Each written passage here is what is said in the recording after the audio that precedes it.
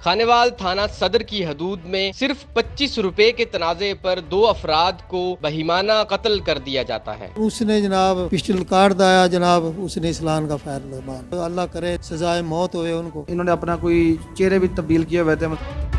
आप बताइएगा ये वाकया कैसे रोनुमा हुआ और ये किस तरह कत्ल हुआ? ये वाक़ा जी होया कि वो ने जनरल स्टोर बनाया था, जनरल स्टोर, वो जो है ना सस्ती चीज़ें मिलती हैं, तो वो एक दूसरा छोकरा जो है ना वो लेने वास्ते गया, उसने उन्हें उसके साथ तलब की, उन्हें गाड़ी गुड़ी दी, चंगा माड़ा गया।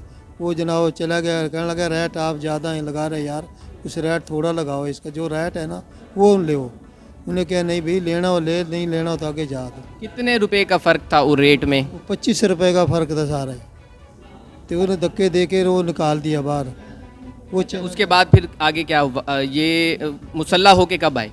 वो मसला आके दोबारा वो ले दुकान पे लेके दोबारा आया। वो कहने लगे ये देख मैं इस रेट से ले आया हूँ, आप तो मैंने रेट ये लगा रहा था। तो लेकिन उसने क्या जा तू ले आया तो ले आ, दफ़ा हो निकल जा। जैसे होती तकरार होया, उन्हें कहा यार ऐसे तो ना बोलना, लेकिन उसने जनाब पिस्टल काट दिया जनाब, उसने इस्लान का फायर मार दिया। जब उसका फायर लग गया तो वो जनाब नीचे गिर गया। तो फिर तो वो हाथापाई हो गई जनाब, लड़ाई होगी। फिर तो उसने ले गए वो निस्त्र में ले गए। निस्त्र में 5 साल से 5 दिन के बाद जनाब वो भी अल्लाह का हाजिर हो गया जनाब, वो भी चला गया। अच्छा ये बताएं कि जब एफआईआर हो गई तो पुलिस ने आपके साथ कैसे ताउन किया? बस फिरती रही पुलिस। तो वो मौके वो नहीं मिले, वो जो दूसरे मिले थे बंदे, वो उसके भाई बूई थे जो थे वो थे वो अपना, क्योंकि दूसरे ने पुलिस नहीं पकड़ती, वो आए जनाब, उनकी जमानत हो गई। 2-3 महीने से बाद वो जमानत करा के चले गए। डीपीओ साहब पे आए जनाब, उसने हमारे साथ बहुत अच्छा तामन किया। तो उसने जनाब अपने अमले को बुलाया, सारे को जनाब गाइड किया। उसने कहा अभी इस बंदे को जो है ना इनको पकड़ो जनाब। तो इनने गया जनाब, मौके वाला ने करा, खुदा ने हमारी इज्जत रख दी इनकी जनाब, वो पकड़े गए जनाब। अब अंदर हैं, अल्लाह करेगा करम करेगा खुदा। हम तो ये कहें 302 वाले को अल्लाह करे जो है ना उनको सजाए मौत हुए उनको। नाज़रीन हमारे साथ मौजूद हैं थाना सदर खानेवाल एसएचओ साद बिन सईद, इनसे बात करते हैं। सर ये वाकया 10 साल पुराना है, कैसे रोनुमा हुआ था? मामूली सी तलख कलामी पर 1-2 मर्डर हो जाना, फिर आपकी जानिब से रेडिंग पार्टी की तश्कील देना, ये कैसे तमाम मामलात हुए? ये मुद्दई डीपीओ साहब के पास पेश हुआ ओपन कोर्ट में। डीपीओ साहब ओपन कोर्ट करते हैं, उसमें पेश हुआ। इसने कहा जी मेरा 2014 में मेरे मर्डर हुए हैं, तो मेरा अभी तक मुल्ज़मान नहीं गिरफ़्तार हुए। तो इस हवाले से फिर डीपीओ साहब ने मुझे कहा, उन्होंने कहा कि आप इस पर काम करें। तो जब मैंने काम स्टार्ट किया तो ये बड़ा एक टफ़ केस था। आप देखें कि 10 साल से ये खैबर पख्तूनख्वा में ये डिफरेंट जगहों पे ये रह रहे थे। इनकी ज़ाहिर बात है जो इन्होंने अपना कोई चेहरे भी तब्दील किए हुए थे। मिसाल के तौर पे 10 साल में इंसान की बॉडी में बड़ी ट्रांसफॉर्मेशन आ जाती है।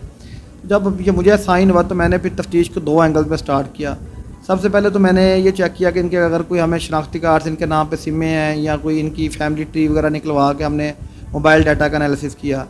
लेकिन वो अनफॉर्चुनेटली ये बड़े कनिंग थे, इन्होंने इस हवाले से कोई लूप होल या कोई ऐसी चीज़ नहीं छोड़ी हुई थी कि ये टेक्नोलॉजी के ज़रिए पकड़े जा सकें। उसके बाद फिर जो सेकंड ऑप्शन था वो है ह्यूमन सोर्स, ह्यूमन इंटेलिजेंस। अब देखें जो मोबाइल डाटा होता है ना BTS टावर, तो ये तो पहुँचाता है आपको सेल ID के अंदर। तो जो ह्यूमन इंटेलिजेंस होती है वो डाकू की गर्दन, चोर मुल्ज़म की गर्दन तक आपको घर तक पहुँचा देती है। तो मैंने सर उधर एक अपना सोर्स कल्टीवेट किया जिधर के ये रहने वाले थे। उसने बताया कि ये आते जाते रहते हैं। तो फिर हमारे पास एक इन्फॉर्मेशन आई कि ये आजकल घर आए हुए हैं। तो वो उस इन्फॉर्मेशन के बाद फिर मैं सफ़ेद पारशात में अपनी टीम के साथ गया। मैंने इनका घर देखा। घर के इनके 4 रास्ते थे, उधर एक साथ बाग था। तो हमने सारे वो रास्ते वगैरह देख के अपना पूरा एक मैप बनाया उसको बड़ा कि हम लोग किधर से एंट्री करें और किधर किधर हमने फील्डिंग लगानी है, अगर भागें तो किधर जाएंगे और उधर से किस तरह पकड़ना है। तो फिर इस तरीके से करके मैं ये पूरी एक overall it was a team effort. तो अल्लाह ताला ने बड़ी मेहरबानी की, तो फिर इस तरह ह्यूमन सोर्स के ज़रिए पकड़े गए। पर्सनल सा क्वेश्चन है, जब हम क्राइम कवर कर रहे होते हैं तो ये 10 साल पुरानी FIR है, मैंने इसे पढ़ा भी है। जो बरामदगी है वेपन की, 10 साल पहले मुलजिम ने उस वेपन से कत्ल किया है, उसने हो सकता है उसे पानी में बहा दिया हो, नहर में बहा दिया हो, बरामदगी कैसे ये लेके आएंगे? ये बड़ी इंपॉर्टेंट चीज़ है सर।